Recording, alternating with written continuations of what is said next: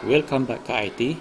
So, pagkatapos nating mag-install ng EDDS, DNS, DHCP at iba pa, ngayon magko-configure tayo ng DHCP at saka DNS.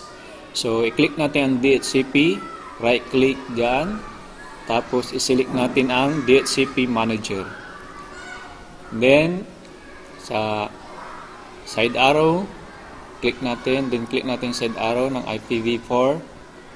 And right-click natin dyan sa IPv4 and then new scope. Yan. So, new scope tayo. Click next. Excuse me. And i-type natin yung name ng scope. Depende sa gustong ilagay ng assessor. So, sa atin, PIS. Ang name ng scope natin.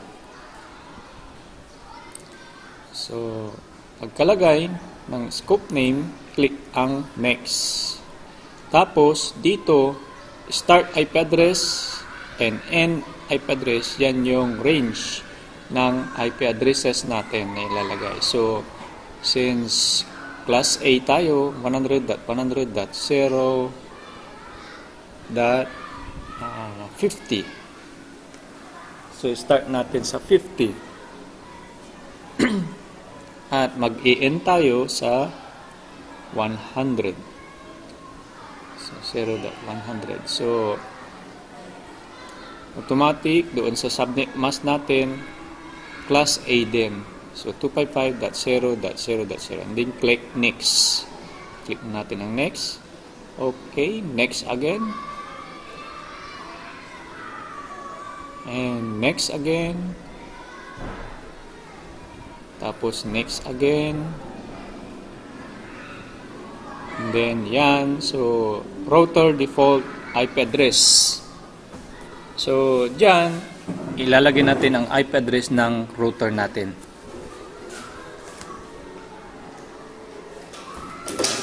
So, and then click add. And next. Next ulit. Next. Next ulit. And click finish. Yan. So, pagkatapos, successful na yung ating scope. So, okay na ang DHCP. Dito naman tayo sa DNS.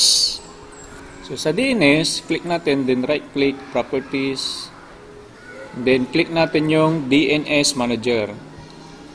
Tapos, sa side arrow, click natin yan. Okay, punta tayo sa reverse lookup zone.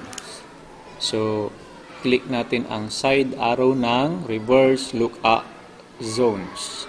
So, right-click, dyan. And then, select natin ang new zone. Tapos, next. Next. Next. Tapos, next ulit.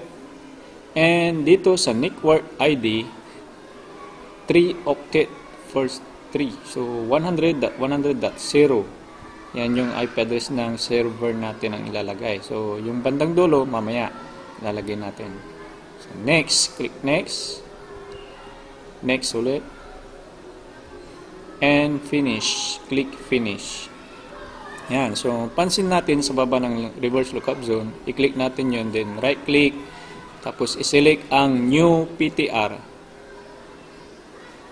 So, diyan. So, pwede na natin lagyan ng last octet ng server natin, 102. So, pag di tayo, pag nakalimutan natin, yung IP address ng server, mag-IP config lang tayo sa CMD. So, yan. So, to make it sure. Okay, 102. So, pagkalagay, i-click ang browse. Tapos, sa record type, i-click ang all records. Then, server.css, click natin, double-click.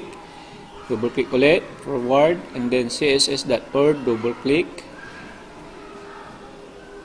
Tapos, hanapin natin ang SUA. So, yan. Click natin banda doon. Then, yung SUA ay Start of Authority. Yan yung SUA. So, pagka-click natin yan, click OK. And then, click OK. Yan, tapos na. So, tapos na ang DNS configuration at saka DHCP configuration. So, ang next na gagawin natin ay punta tayo sa tools. So, gagawa tayo ngayon ng users at saka organizational unit. So, Active Directory Users and Configuration ang isi-select natin. Click that and then sa side arrow ng css.org and then right click natin sa css.org para gumawa tayo ng organizational unit. So, right click sa css.org and then click new and hanapin natin yung organizational unit. Yan, OU na tinatawag natin. So, i-click natin yan. Then, so, dalawang organizational unit ang gagawin natin, trainer at saka candidate. So, sa trainer, ang ilalagay natin ay trainer para sa trainer. So, i-uncheck natin yung protect container and then click OK. So, yan. So, meron na tayong organizational unit. Gawa tayo ulit para sa candidates. Right click sa css.org and then i-click ang new. Tapos, OU, organizational unit. And then, siyempre, candidates ang ilalagay natin. I-uncheck yung protect container. Ito ng accident. Then, click OK. Tapos, yan, meron na tayong dalawang OU. So, next na susunod ay gagawa tayo ngayon ng user. Lagyan natin sa under ng trainer. So, click, right click, and new. Tapos, select natin ang user. So, since user tayo, yung teacher, so ilagay natin ang pangalan ng teacher. O instructor. Yan, Philip. So, sa user logon, Philip na lang lalagay.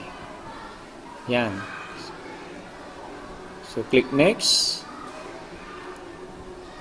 And, caps lock. I-uncheck yung una, tapos ilagay, i-check ang nasa gitna. Yan. So, sa password, ang ilalagay natin ay password ng server natin. So, confirm password. Ganun din.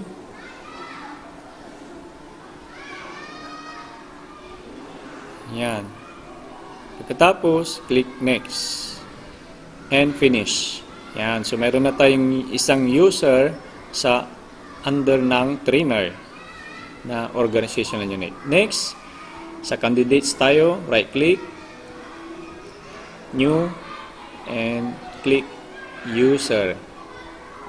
So, sa first name, gawa na lang tayo, boy1. Sa last name, it depends na yan. So, kahit hindi na. User logon, pag maglalagon tayo, boy1 din nilalagay. Then, click next. Okay, naka-caps lock. Tanggalin ang caps lock. Bawal. So, i-check natin yung sa gitna na dalawa. User cannot change password. Password never expires. So, parating yan ang dapat nating i-check.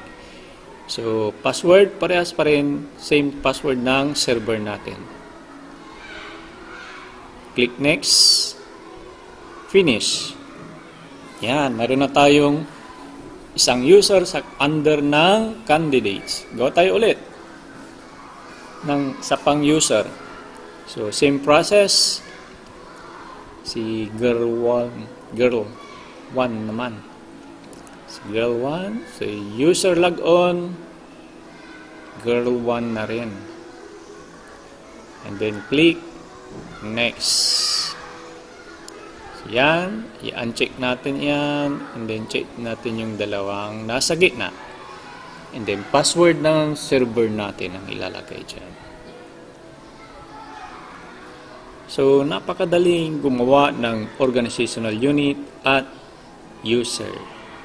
So next, click next, and finish. So yan, successfully.